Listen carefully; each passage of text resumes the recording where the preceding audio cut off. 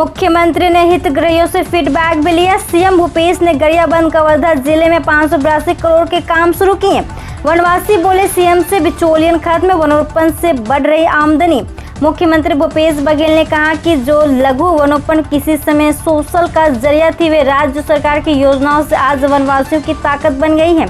राज्य सरकार ने वनवासियों को वन अधिकार पट्टा देने के साथ वनों के संशोधन पर गांव को भी अधिकार दिया है। मुख्यमंत्री वृक्षारोपण प्रोत्साहन योजना का लाभ लेने के लिए किसानों के साथ साथ ग्रामीण और पंच सरपंचों में भी इस योजना के माध्यम से अपनी पंचायत की आमदनी बढ़ाने के लिए उत्साह दिख रहा है। मुख्यमंत्री बघेल ने गरियाबंद और कवर्धा जिले के लोगों को वर्चुअल कार्यक्रम में संबोधित कर रहे थे। उन्होंने दोनों जिलों को लगभग 582 करोड़ रुपए की लागत के 1270 कार्यों की शुरुआत किया।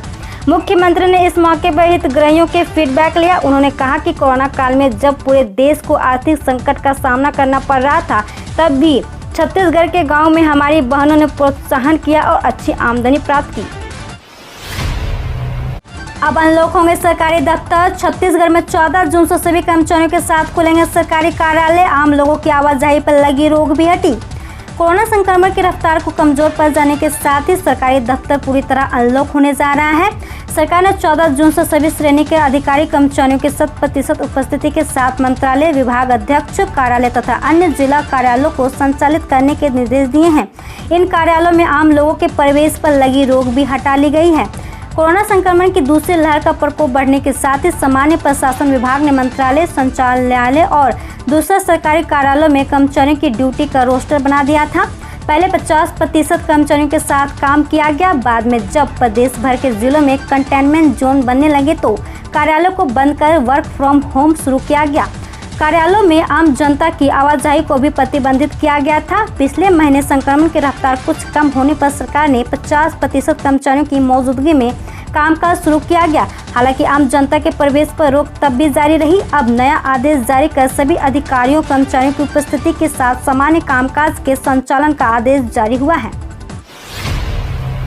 22 जून को सीएम भूपेश करेंगे योजना का शुभारंभ। जल जीवन मिशन का शुरू में 1.88 लाख घरों पर फोकस, इसके 686 वर्कआउट जारी।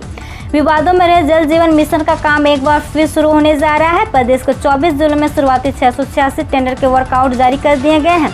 इसके तहत 3,400 करोड़ रुपए से 1,88,000 घरों तक नल से पानी पहुंचाया जाएगा। सीएम भूपेश बघेल 22 जून को इस योजना का शुभारंभ करेंगे।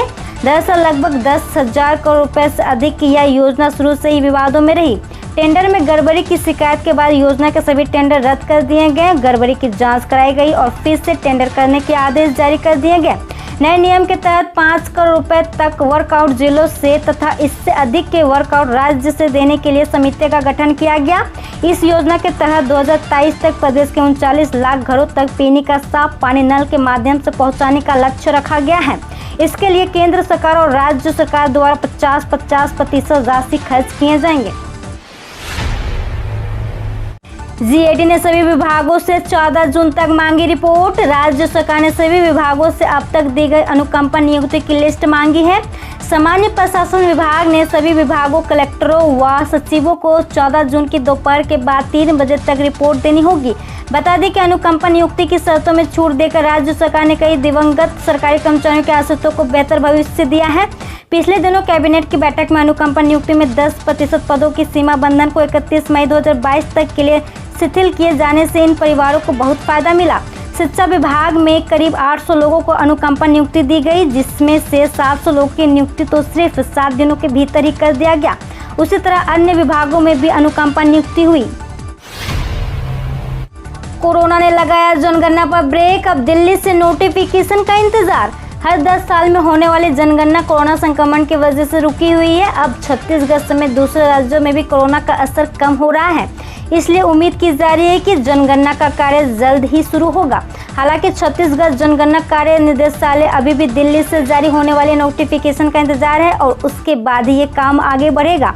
आपको बता दें कि अभी किसी भी योजना या बाकी कामों के लिए साल 2011 की ही जनगणना का इंतजार किया जा रहा है। 2.5 साल पूरे होने पर सरकार के खिलाफ अभियान चलाएगी बीजेपी। कहा अब सवाल तो पूछे जाएंगे। छत्तीसगढ़ की भूपेश बघेल सरकार के 2.5 साल पूरे होने पर बीजेपी जनता के बीच जाकर राज्य सरकार की असफलताओं को बताने की तैयारी कर रही है। शुक्रवार को प्रदेश के पूर्व मुख्यमंत्री डॉक्टर रमन सिंह ने 2.5 साल पूरे होने पर प्रदेश की कांग्रेस सरकार पर जमकर निशाना साधा है। रमन सिंह ने कहा, 2.5 साल कांग्रेस की असफलता के हैं, छत्तीसगढ़ के निशाने के हैं। 2.5 साल में विकास के चक्र को उल्टा घुमाने का है।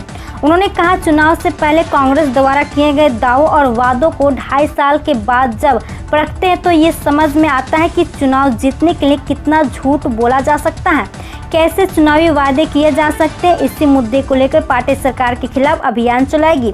पूरे प्रदेश में ग्रामीण स्तर तक जाएंगे और सभा के जरिए लोगों को सरकार की असलियत के बारे में बताएंगे। सरकार के खिलाफ इस अभियान का समापन 17 जून को होगा। पार्टी 17 जून को प्रदेश में प्रेस कॉन्फ्रेंस के जरिए अपना बात रखेगी। सरकार के दावों की खुली पोल, मानसून सिर पर, बर्बादी की और करोड़ों के धान। छत्तीसगढ़ में 15 जून तक मानसून आने की संभावना जताई जा रही है। इसके बावजूद संग्रहण केंद्रों में धान के उठाव की रफ्तार काफी धीमी है। मुख्यमंत्री भूपेश बघेल की सख्ती के बाद भी स्थिति यह बन रही है कि संग्रहण केंद्रों में 5 से 7 लाख मीट्रिक टन धान का उठाव नहीं हो पाया है, जबकि सरकारी आंकड़ों के मुताबिक अभी भी संग्रहण केंद्रों में 7,98,000 मीट्रिक टन धान जमा पड़ा है। ऐसे में एक बार फिर बारिश में धान के भीगने और उनके अंकुरित होने का खतरा बढ़ रहा है। इसका सीधा असर सरकारी खजाने पर पड़ेगा। इस दिशा में अब तक कोई ठोस रणनीति नहीं बन सकी है। टीकाकरण को लेकर झिझक दूर करने की कवायद में जुटा केंद्र, कहा राज्य और केंद्र शासित प्रदेश मिलकर काम करे।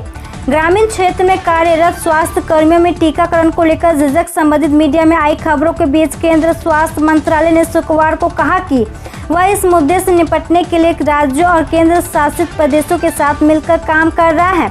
मंत्रालय ने कहा कि भारत सरकार 16 जनवरी से ही टीकाकरण के राज्यों और केंद्र शासित प्रदेशों के साथ प्रयास का समर्थन संपूर्ण राज्य की पहल के तहत कर रही है। मंत्रालय ने कहा कि मीडिया में खबरें हैं कि ग्रामीण इलाकों के स्वास्थ्य कर्मियों में टीकाकरण को लेकर कथित झिझक है। बयान के मुताबिक टीकाकरण को लेकर झिझक वैश्विक स्तर पर व्याप्त परिपाटी और इसका निदान वैज्ञानिक अध्ययनों और सामुदायिक स्तर पर होना चाहिए। इसे ध्यान में रखते हुए कोविड-19 टीकाकरण संवाद रणनीति में टीका लगवाने को लेकर झिझक के पक्ष को भी कोविड-19 टीकाकरण अभियान की शुरुआत में ही सभी राज्यों और केंद्र शासित प्रदेशों से साझा किया गया। मंत्रालय के मुताबिक यह रणनीति सभी राज्यों के राष्ट्रीय स्वास्थ्य मिशन निदेशकों के साथ 25 जनवरी को साझा किया गया। इस संबंध में केंद्र जनजातीय मामलों के मंत्रालय के साथ भी मिलकर काम किया जा रहा है। चल रही महामारी के बीच भारत ने नेपाल को भेजी वेंटिलेटर और एम्बुलेंस सहित चिकित्सा सहायता। प्रदेश मुल्क नेपाल भी इस वक्त कोरोना की मार झेल रहा है। वहीं भारत भी खुद कोरोना की दूसरी लहर का सामना कर रहा है। हालांकि भारत में अब अनलॉक शुरू हो चुका मिशन की इस घड़ी में नेपाल की मदद के लिए भारत ने हाथ बढ़ाया है।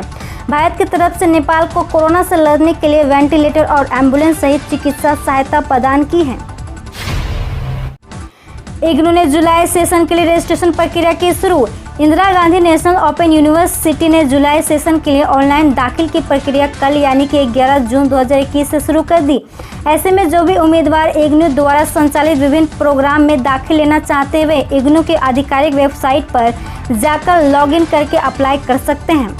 हम रोज ऐसे ही न्यूज लाते रहेंगे, तो यदि आपने अभी तक क्लीन न्यूज को सब्सक्राइब नहीं किया है तो पहले फटाफट सब्सक्राइब कर लें, साथ ही बेल आइकन को दबा दें ताकि कोई अपडेट मिस ना हो।